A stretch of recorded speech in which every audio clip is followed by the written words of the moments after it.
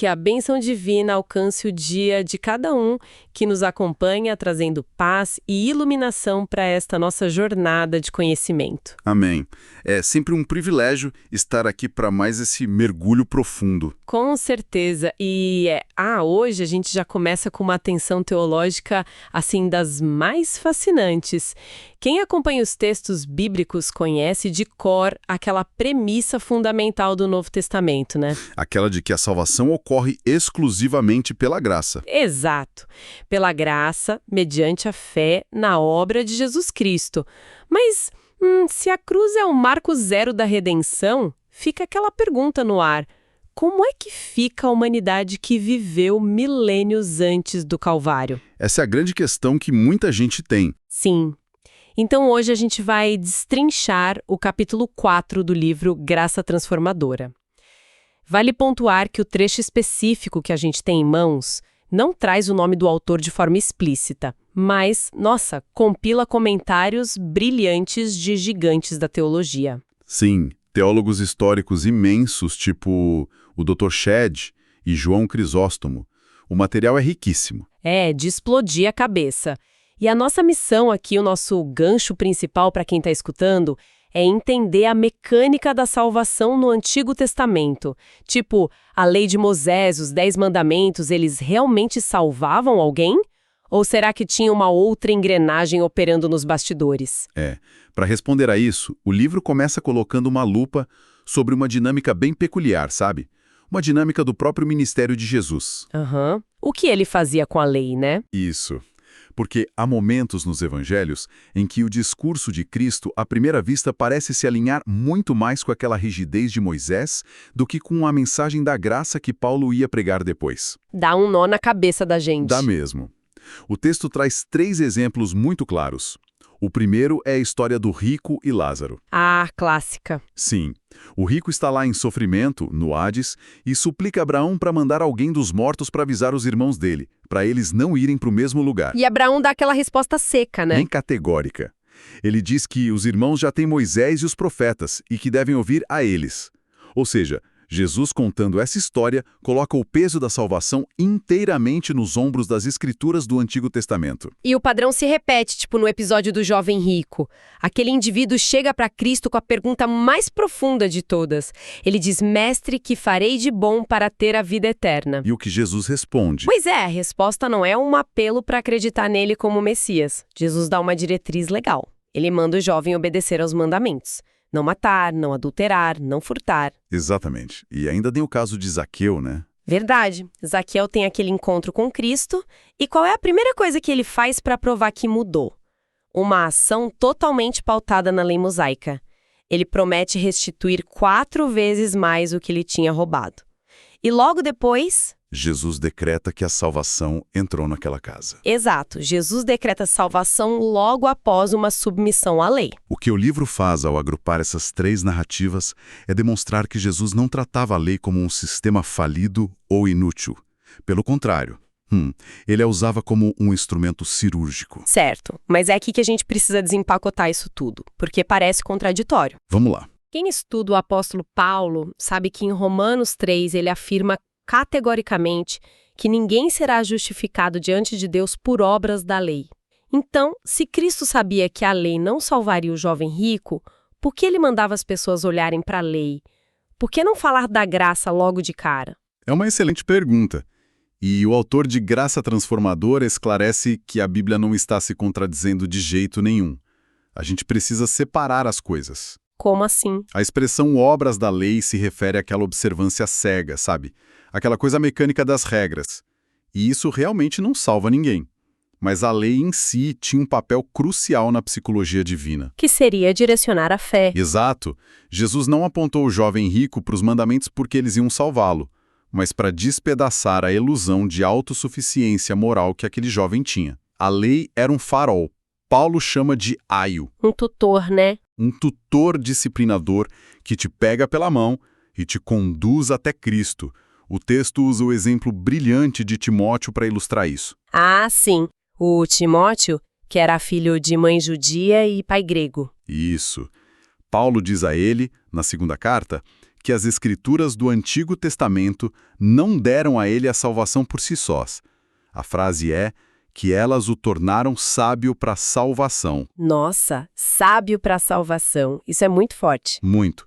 Significa que a fé vem pelo ouvir, e a lei era justamente essa pregação, esse vocabulário necessário para que a pessoa pudesse entender e receber o Messias. Entendi. Mas, se a lei era apenas um farol apontando para frente, como é que as pessoas lá do Antigo Testamento conseguiam enxergar a salvação no dia a dia delas? É aí que entram as sombras do futuro. Sabe, lendo essa parte eu lembrei muito de quando a gente assiste a um filme cheio de spoilers sutis. Sabe aqueles filmes com pistas escondidas no cenário? Sei bem. Aqueles que a gente só entende no final. Exatamente. Durante o filme, os objetos parecem aleatórios. Mas quando chega a cena final, a reviravolta acontece e você pensa: uau, o diretor já estava sinalizando o final desde o primeiro minuto. Lendo o Antigo Testamento, é tipo isso. O que é fascinante aqui é como o livro destrincha esses roteiros, essas pistas que a gente chama na teologia de tipologias. O autor vai lá no Gênesis, logo depois da queda de Adão e Eva. Quando eles tentam se cobrir com folhas de figueira. Isso, um esforço humano totalmente ineficaz para cobrir o próprio pecado. Aí o texto diz que o próprio Deus providencia vestes de peles de animal para eles. E isso significa? Significa o primeiro derramamento de sangue na história por causa do pecado. Uau! A primeira morte. E a psicologia disso, como o autor aponta, deve ter sido devastadora para Adão e Eva. Eles viram a morte pela primeira vez, não por velhice, mas como um substituto para a transgressão deles. O princípio de que, sem derramamento de sangue, não há remissão de pecados, estava sendo plantado ali, e o texto avança mostrando outros exemplos disso, né? Sim, a imagem vai ficando mais nítida. Tem Abraão oferecendo seu filho Isaque e Deus providenciando um cordeiro em substituição. O cordeiro preso nos arbustos. Tem também a Páscoa no Egito. O sangue do cordeiro sem defeito, passado nos umbrais das portas para desviar a ira de Deus. Tudo isso apontava para o sacrifício de Jesus. E tem aquele exemplo que eu acho um dos mais chocantes, que é a serpente de bronze no deserto. Ah, esse é fortíssimo. Moisés levanta uma serpente de metal no meio do acampamento para curar o povo que estava sendo mordido. O próprio símbolo da maldição, a serpente, vira um instrumento de cura. E Jesus fala disso em João 3, né? Dizendo que assim como Moisés levantou a serpente, ele também precisava ser levantado. Sim. Para que quem olhasse com fé fosse salvo. A maldição se tornando a cura. É lindo. É lindo. E o Dr. Shedd, no livro, ele conclui isso de forma brilhante. Ele diz que o sangue dos animais, ou o metal da serpente, não tinham poder nenhum em si mesmos.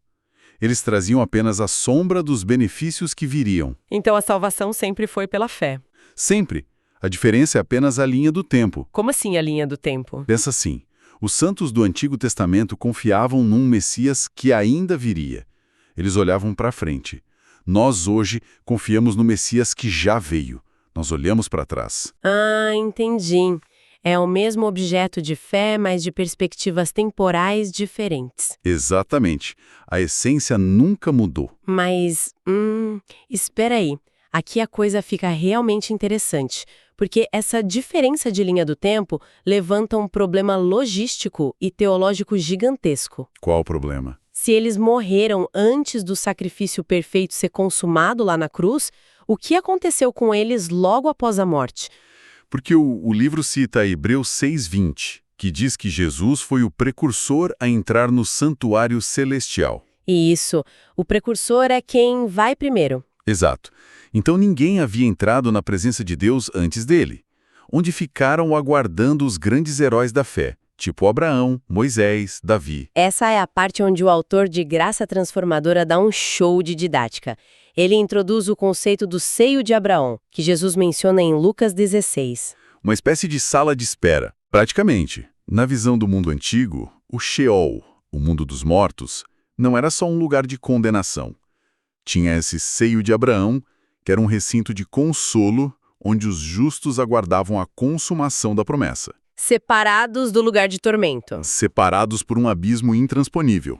Eles estavam seguros, mas Como o pagamento final do pecado ainda não tinha acontecido na cruz, eles ainda não tinham acesso livre ao santuário celestial. Faltava o evento histórico. A transação cósmica. Exato. E aí vem a revelação chocante que o livro conecta de forma magistral.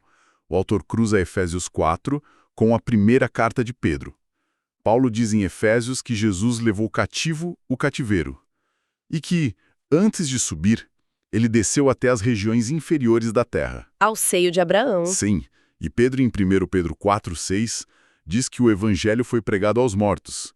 E o autor do livro destaca o termo grego ali. O termo euangelizo, né? Esse mesmo. Que não significa apenas dar uma informação ou dar uma segunda chance. A teologia não apoia a mudança de destino depois da morte. Graças a Deus por essa clareza no livro. Pois é. O termo eu evangelizo significa proclamar boas novas. É o anúncio oficial de uma vitória de guerra. Uau, então entre a morte e a ressurreição, Jesus desceu a esse recinto? Ele entra no seio de Abraão como um rei vitorioso e diz para todos aqueles santos que creram nas sombras e nos sacrifícios de animais, ele diz, a dívida está paga, o quebra-cabeça está completo, eu sou o cordeiro que vocês esperavam. Meu Deus, imagina a cena. Ele anunciando a vitória para Moisés, para Abraão, e depois disso? Depois de pregar essa boa nova, ele pega toda aquela geração de crentes aguardando redenção e cumpre Efésios 4. Ele leva cativo o cativeiro. Ele esvazia essa sala de espera e finalmente os leva consigo para a presença plena do Pai. O resgate cósmico literal. Isso prova que toda a Bíblia é uma engrenagem única. Nenhum período da história está isolado. Não há remendos na graça de Deus. A história da redenção tem uma coesão assustadora. E isso me faz perguntar, então, o que tudo isso significa no panorama geral das coisas? Qual é a implicação disso para a forma como a gente entende a Deus? Para entender o peso disso, o autor nos leva para Hebreus capítulo 11, a famosa galeria dos heróis da fé. Onde fala de Abel, Noé, Sara, Moisés, Raabe, aquela lista de gigantes. Exato. Esses gigantes conquistaram reinos, fecharam bocas de leões, sofreram horrores. Mas o texto bíblico afirma categoricamente uma coisa impressionante no final do capítulo. Ele diz que todos eles obtiveram bom testemunho, mas não obtiveram a concretização da promessa. Eles não viram a promessa se cumprir em vida. De modo que eles, sem nós, não fossem aperfeiçoados. Nossa, eles sem nós não seriam aperfeiçoados, é uma dependência mútua. Sim. O plano de Deus foi totalmente progressivo. O livro lembra que, lá em 1 Pedro 1, do 10 ao 12, fala que os profetas antigos investigavam a graça que estava sendo revelada. Eles queriam entender os sofrimentos de Cristo que o Espírito anunciava através deles. Mas eles não estavam escrevendo para eles mesmos. Exato. Eles estavam ministrando não para a geração deles, mas para as nossas gerações. Deus desenhou as eras para que fôssemos interdependentes. A obra final precisava da Igreja e de Israel. É como se esses profetas estivessem construindo uma estrada no escuro, sabe? Usando o próprio suor e a própria fé, só para que hoje a gente pudesse dirigir por essa mesma estrada com os faróis acesos, entendendo tudo sobre a cruz. Uma analogia perfeita. A gente compreende o mistério hoje porque eles mantiveram a chama acesa baseados apenas nas sombras. Sabe, isso me traz um pensamento provocativo final, que eu acho essencial para quem está ouvindo a gente ponderar. Compartilha com a gente. Quantas vezes a gente corre o risco de olhar para o Antigo Testamento apenas como um livro poerento, cheio de regras secas ou histórias isoladas? E a gente não percebe que cada sacrifício, cada lei, cada herói e cada gota de sangue ali era, na verdade, um sussurro apaixonado do nome de Jesus esperando para ser descoberto. É maravilhoso ver as escrituras dessa forma. Tira a ansiedade e coloca a gente no lugar certo da história da salvação. Com certeza. Entender essa espera temporal muda tudo. E olha, para quem está fascinado com esse nível de profundidade e não quer parar por aqui, eu tenho um aviso muito importante. E é bom ficar atento mesmo. Fiquem muito ligados porque teremos um novo episódio dedicado a explorar ainda mais os tesouros desse mesmo livro, O Graça Transformadora. A gente mal arranhou a superfície das implicações dessa obra. É verdade, tem muita coisa pela frente e a gente faz questão de voltar aqui para desvendar cada detalhe com vocês. Então continuem buscando, continuem mergulhando nas escrituras. Deus abençoe todos os ouvintes.